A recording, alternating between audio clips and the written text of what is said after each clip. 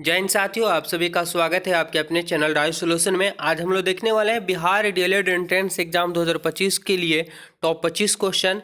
और यह PYQ पे आधारित है। यहाँ से क्वेश्चन आपको एग्जाम में देखने को मिल सकते हैं। तो चलिए हो जाइए तैयार, फटाफट से आंसर देने का प्रयास करेंगे। नहीं होगा तो याद कर लीजिएगा, क्योंकि सभी अति महत्वपूर्ण प्रश्न हैं। सवाल है कि कौन सा ग्रंथि इंसुलिन निस्सारण के लिए उत्तरदायी है। यानी कि आपको इतना समझ जाना कि कौन सी ग्रंथि है जो इंसुलिन के लिए उत्तरदायी है या स्रावित कहाँ से होता है। तो याद रखेंगे ऑप्शन इसका ए, अगर आप लोग सोच रहे हैं तो बिल्कुल सही है। अग्न्याशय से इंसुलिन हार्मोन स्रावित होगा। अगर इंसुलिन हार्मोन की स्रावित नहीं होता है तो व्यक्तियों में मधुमेह, जिसको डायबिटीज बोला जाता है, चिनिया रोग हो जाता है, मधुमेह रोग, ठीक है, डायबिटीज जिसे बोला जाता है। तो याद कर लेंगे। चलिए अगले सवाल की ओर। अगला सवाल हमारे पास है, ध्यान समझेंगे क्या है कि जीवन रक्षक हार्मोन किस ग्रंथि से स्रावित होता है। जीवन रक्षक हार्मोन किस ग्रंथि से स्रावित होता है, कहाँ स्रावित होता है। तो याद रखेंगे जीवन रक्षक हार्मोन जो स्रावित होता है ये एड्रिनल से स्रावित होते हैं। ऑप्शन ए यहाँ पे करेक्ट आंसर हो जाएगा। पिट्यूटरी ग्रंथि को मास्टर ग्रंथि भी कहा जाता है। और थायराइड जो होता है थायरॉक्सिन से स्रावित होता है, याद रखेंगे। अगला सवाल क्या है देखेंगे। सवाल दिया हुआ है कि निम्नलिखित में कौन सी ग्रंथि अश्रु स्रावित, अश्रु मतलब आंख को, यानी आंख में देखते हैं कि आप लोग थोड़ा सा अगर कोई व्यक्ति रोता है तो उसकी आंखों में क्या भर जाता है, आंसू भर जाता है। तो किसके वजह से, तो कौन सी ग्रंथि की वजह से, कौन जिम्मेदार है इसके लिए। तो ये जिम्मेदार है लैक्रिमल, ठीक है, lacrimal. Option A correct answer हो जाएंगे। चलिए अगला सवाल है हमारे पास, देखेंगे क्या कि पिनियल ग्रंथि कहाँ से स्रावित होती है, क्योंकि ग्रंथि से आपको क्वेश्चन पूछा ही जाएगा, ठीक है। पिनियल ग्रंथि कहाँ से स्रावित होती है, याद रखेंगे। पिनियल ग्रंथि जो स्रावित होती है वो कहाँ से होती है, तो मस्तिष्क से होती है।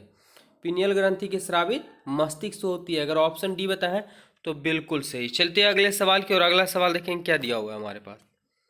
कौन सा हार्मोन लड़ो उड़ो हार्मोन कहलाता है। कौन सा ऐसा हार्मोन है जो लड़ो उड़ो का हार्मोन भी कहलाता है। क्या होगा राइट आंसर, याद रखेंगे। इंसुलिन तो नहीं होगा, क्योंकि इससे डायबिटीज नामक रोग होता है, यह अग्न्याशय से स्रावित होता है। और ऑक्सीटोक्सिन नाम की अगर बात करें तो ये जब महिलाएं गर्भवती होती है, बच्चा जब जन्म लेने लगता है तो उस समय ऑक्सीटोक्सिन हार्मोन की स्रावित होती है। एस्ट्रोजन महिलाओं में स्रावित होने वाला हार्मोन है। ये क्या होगा राइट आंसर, तो एड्रीनलिन जो है वो लड़ो उड़ो के हार्मोन के नाम से भी जाना जाता है। Option B correct answer. चलिए आगे बढ़ते हैं अगला सवाल की ओर। क्वेश्चन नंबर 6 है हमारे पास कि निम्नलिखित में से कौन सा एक हार्मोन है। इनमें से कौन एक क्या है, हार्मोन है, बताइए फटाफट से। राइट आंसर की अगर हम बात कर ले, ठीक है, तो ऑप्शन सी हो जाएगा इंसुलिन। यहाँ पे सवाल में रहना चाहिए कि कौन सा एक मानव हार्मोन है। ऑप्शन क्या हो जाएगा, तो सी यहाँ पे करेक्ट आंसर हो जाएगा। इंसुलिन एक प्रकार का क्या है, हार्मोन है। क्वेश्चन नंबर 7 हमारे पास दिया हुआ है कि निम्नलिखित में कौन एक स्त्रीलिंग हार्मोन है। यहाँ पे ध्यान समझेंगे, यानी स्त्रीलिंग हार्मोन कौन है इसमें। क्या एस्ट्रोजन है, इंसुलिन है, ऑक्सिन है या एंड्रोजन है। क्या होगा राइट आंसर, फटाफट से बताना है। क्या होगा राइट आंसर, तो देखेंगे यहाँ पे अगर हम बात कर लें, ठीक है, ऑप्शन की, तो इंसुलिन जो एक प्रकार का हार्मोन अभी जस्ट हम लोग पढ़ के गए थे, लेकिन ये यहाँ पे बोला है स्पेशलिस्ट, तो ये दोनों में पाया जाता है, पुरुषों में भी पाया जाता है इस लोग में। ऑक्सिन पेड़ पौधों में पाया जाता है, याद रखेंगे। ये फल फूल को बीज रहित पौधों को वृद्धि करने में सहायक होता है। एस्ट्रोजन ये पुरुषों में पाया, तो क्या होगा राइट आंसर इसका। एस्ट्रोजन जो होता है वो स्त्रीलिंग हार्मोन है, एक प्रकार की क्या है, एस्ट्रोजन स्त्रीलिंग हार्मोन है, याद कर लेंगे। सभी के सभी वेरी वेरी इंपॉर्टेंट है। क्वेश्चन नंबर 8 हमारे पास, निम्नलिखित हार्मोन में किसमें आयोडीन होता है। यहाँ पे क्या बोला कि किस हार्मोन में क्या होता है, तो आयोडीन होता है। क्या होगा राइट आंसर, तो याद रखेंगे इसकी राइट आंसर की बात करें, थायरॉक्सिन। थायरॉक्सिन हार्मोन में क्या होता है, आयोडीन होता है।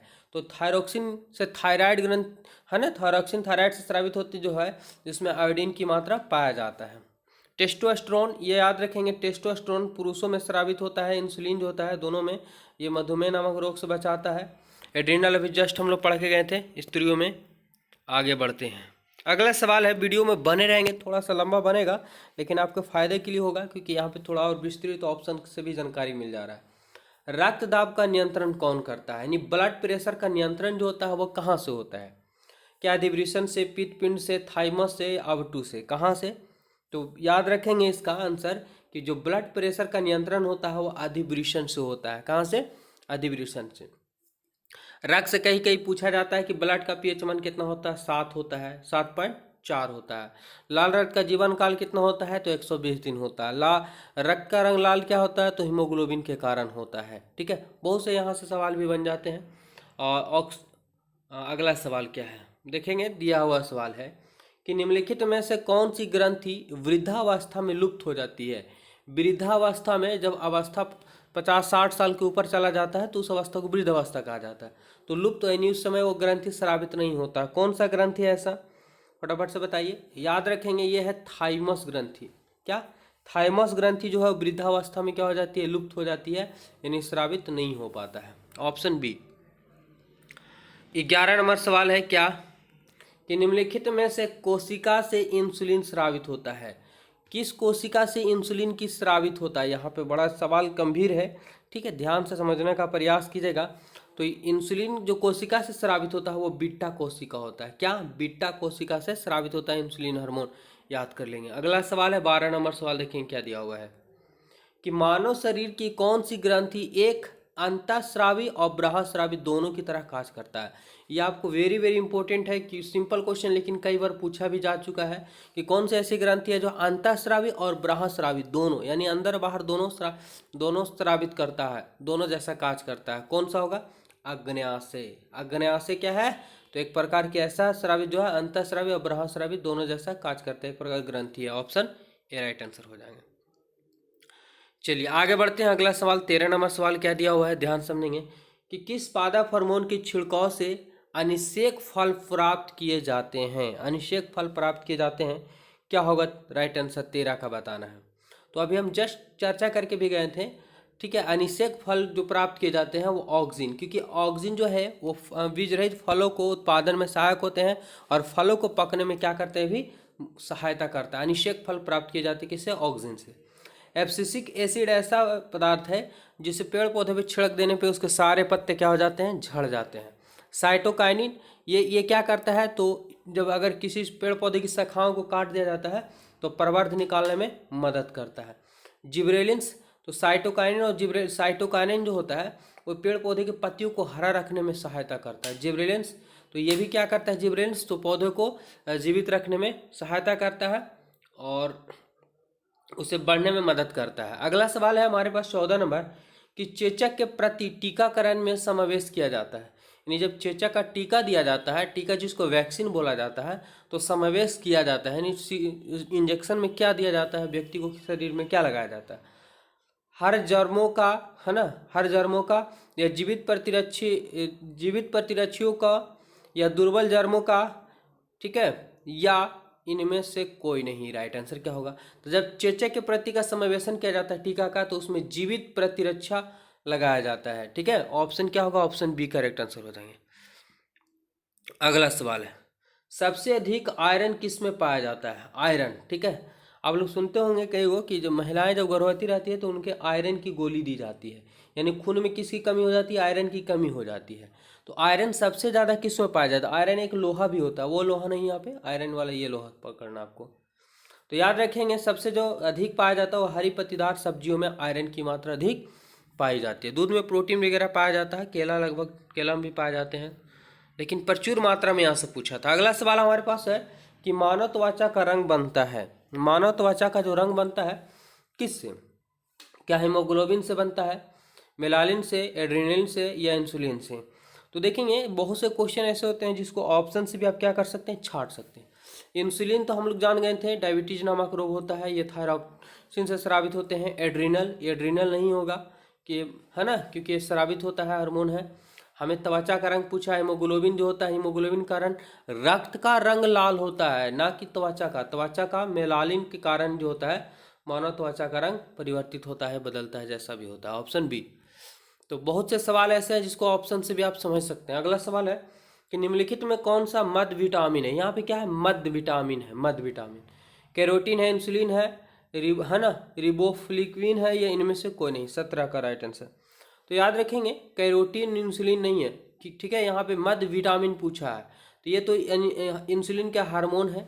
कैरोटीन ये नशीले पदार्थों में पाए जाते हैं। मध्य विटामिन की बात करें तो ऑप्शन ये है है ना, रिबोफ्लोकिन जो है वो एक प्रकार की मध्य विटामिन, ऑप्शन सी हो जाएंगे। चलिए 18 नंबर सवाल, पेचिश रोग के लिए उत्तरदायी प्रोटोजोआ है। पेचिश जो रोग होता है वो किस प्रोटोजोआ के कारण हो जाता है, उसका नाम बताना है। याद रखेंगे, पेचिश रोग जो होता है एंटी अमीबा के कारण होता है, एंटी अमीबा प्रोटोजोआ के कारण होता है। Option A right answer. 19 number सवाल, कोशिका के भीतर श्वसन का केंद्र होता है। कोशिका के जो भीतर श्वसन होता है वो श्वसन का केंद्र क्या होता है? राइबोसोम, माइटोकॉन्ड्रिया, केंद्रक, इनमें से कोई नहीं। क्या होगा राइट आंसर, फटाफट से कीजिए। तो माइटोकॉन्ड्रिया होता है। कोशिका के भीतर का जो श्वसन केंद्र होता है क्या होता है, वो माइटोकॉन्ड्रिया होता है। ऑप्शन बी राइट आंसर हो जाएंगे। चलिए 20 नंबर सवाल देख लेते हैं। अगला सवाल है कि आंखों की दूरदृष्टि वाली बीमारी, आंखों की दूरदृष्टि वाली बीमारी किसके कारण होती है? जो किसी व्यक्ति में दूरदृष्टि दोष होता है, केवल दूर की ही वस्तु देख पाता है, नज़दीक की वस्तु नहीं देख पाता है। ठीक है, यहाँ पे कन्फ्यूजन है, जरा याद कर लेंगे। अगर जिस व्यक्ति में निकट दृष्टि दोष है तो वह निकट की वस्तु को देख लेता है लेकिन दूर की वस्तु को नहीं देख पाता है। तो सवाल हमें यहाँ पूछा है कि आंखों की दूरदृष्टि की बीमारी किसके कारण होती है, मूल कारण क्या है? तो उसका कारण ये होता है कि नेत्र गोला का क्या हो जाता है, छोटा हो जाने से। नेत्र गोला का छोटा हो जाने से दूरदृष्टि दोष होता है। ऑप्शन बी राइट आंसर हो जाएंगे। चलिए 21 नंबर सवाल है कि कोशिका विभाजन में मदद करने वाला पादा हार्मोन क्या है? कोशिका विभाजन में मदद करने वाला पादा हार्मोन कौन सा है? इसके बारे में हम चर्चा भी कर चुके हैं थोड़ी बहुत। ठीक है, क्या होगा? तो देखिए एब्सिसिक एसिड ये तो क्या होगा, ये पेड़ पौधे की पूरे पत्तियों को ही झंड कर देता है। साइटोकाइनिन क्या करता है, तो पेड़ पौधों को, अगर देखते हैं कभी कभी किसी पेड़ की टहनी को अगर आप काट देते हैं तो 2-4 घंटे बाद भी देखेंगे तो उस टहनी जो होता है सो उसका पत्ता हरा का हरा बना रहता है। तो किसके कारण? वह साइटोकाइनिन कारण, क्योंकि पर्णहरित को बनाए रखता है। ऑप्शन एक ही बचा हुआ, जिबरेलिन्स। ये क्या करता है? ठीक है, तो कोशिका विभाजन में क्या करता है, मदद करता है। जैसे पेड़ पौधे की टहनी है तो अलग अलग जगह से टहनी निकलता है, तो इसी निकलने में क्या करता है, मदद करता है। 22 नंबर सवाल, व्यापारिक कॉर्क प्राप्त होता है। व्यापारिक जो कॉर्क होता है वो किससे प्राप्त होता है? तो ये प्राप्त होता है कॉर्क कैम्बियम से। याद रखेंगे, कॉर्क कैम्बियम से ही प्राप्त होता है। Option C. चलिए 23 नंबर सवाल है।